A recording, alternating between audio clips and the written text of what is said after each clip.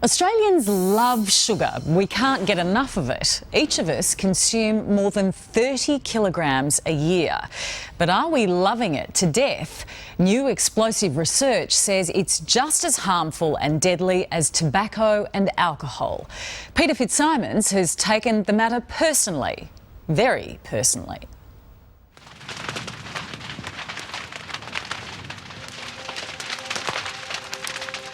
There are few sights as spectacular as the sugar fields being set alight before the harvest.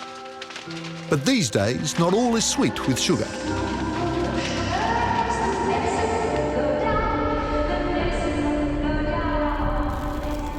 They know that when they add the sugar to the food, they know we buy more. This is a substance as addictive as nicotine, which is embedded in everything we consume.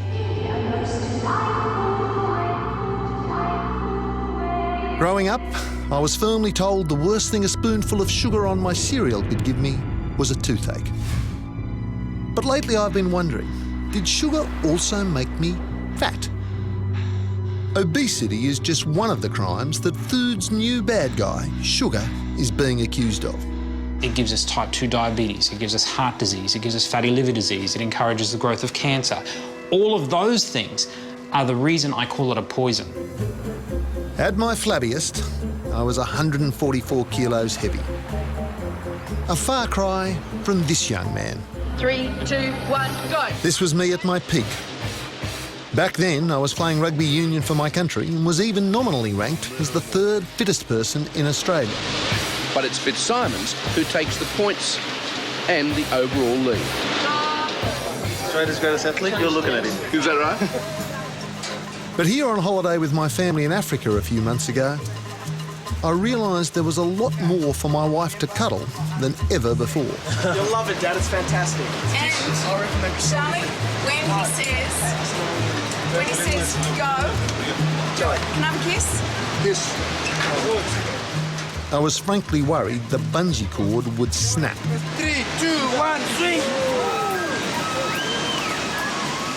In my holiday photos, it was obvious that the difference between me and the elephant beside me was only a few kilos and a red bandana.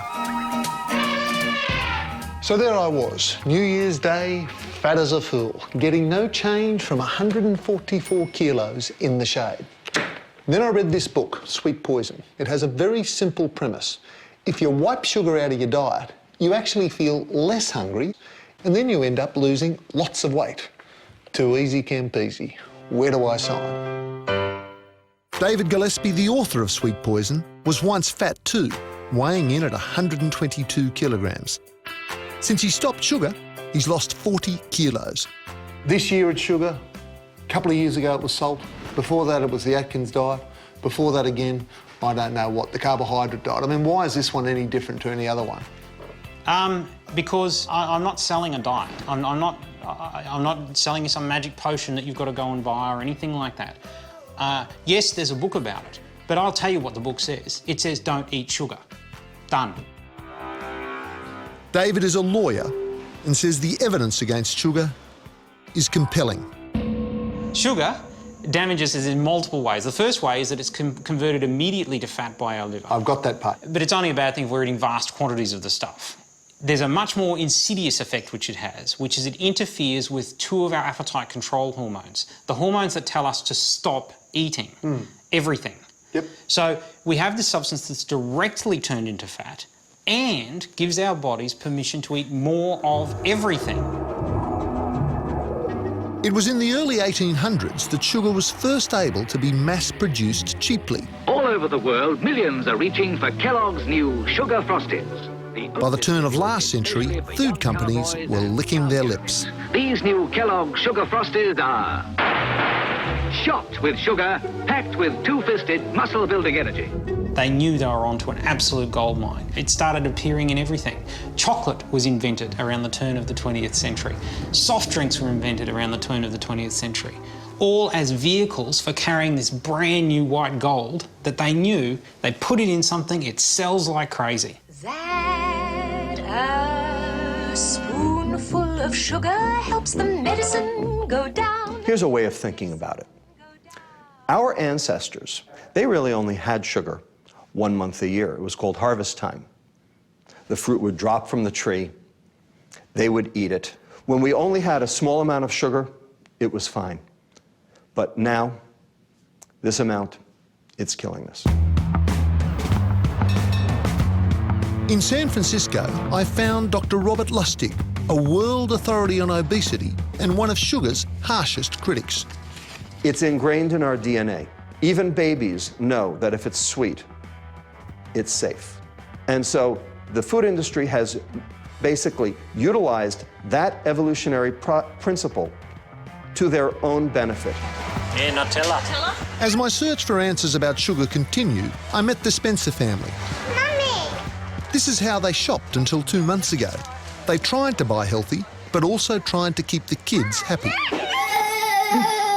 When son Jackson turned 4, the sugar highs hit a new low. My son's birthday's a week before Christmas, so the combination of all the sugary birthday food, cakes and Christmas just accumulated into him being completely unbearable. And I just sat down and explained to him one day that the sugar's making him crazy and we have to stop it. The Spencers went cold turkey. No sweets, cereals or fruit juice, which I learnt is full of sugar. And after you cut sugar out of his diet, did you notice a gradual or an immediate change? It was pretty much immediate. His sleeping patterns, his routine came back into line again and just a happier kid all round. No sugar does take getting used to, and it doesn't mean denying yourself everything. Have a look at breakfast. A month in, I dropped 10 kilos. My touch footy mates were noticing the weight slip off me. So what do you do to lose the weight, Pete? Well, I've had no sugar whatsoever. And what about the grog? I've had 5 days. I couldn't say exactly how long without the grog, but I think 5 days, 4 hours and 3 minutes. We've been told that cereals are often full of sugar, but healthier looking food can be worse. Trouble is that when you turn it over and look at the fine print on the back, you see that it's 80% sugar. There's more sugar in that than there is in chocolate. There's more sugar in that than there is in most lollies. I was shocked. That's organic apple snacks. Right there, it's got no added sugar. And when you read the fine print, it's actually 80% sugar. Does that shock you? No, it's fruit. Are we going to ban fruit? Do you really want to ban apples and oranges and bananas? And Queensland Senator Ron Boswell has another point. Sugar means jobs. 17,000 Australians are employed by the industry. We're the world's 3rd largest raw sugar supplier. But critics like Robert Lustig argue sugar's harm outweighs any benefits. He wants punitive taxes and age restrictions on the sale of soft drinks. Therefore, you should be over 18 years old before you can drink a Coke. That would be my suggestion. Well, that's just a ludicrous proposition. What does he want someone to turn up with their licence or their age identity and produce that before they buy a can of Coke? Yes. Well, put that to the people and he will be laughed out of Australia. He's a passionate advocate of it. He is a scientist. He's gone through the research. His premise is that sugar is killing us. It's a natural product. Taken in moderation, it doesn't do anyone any harm.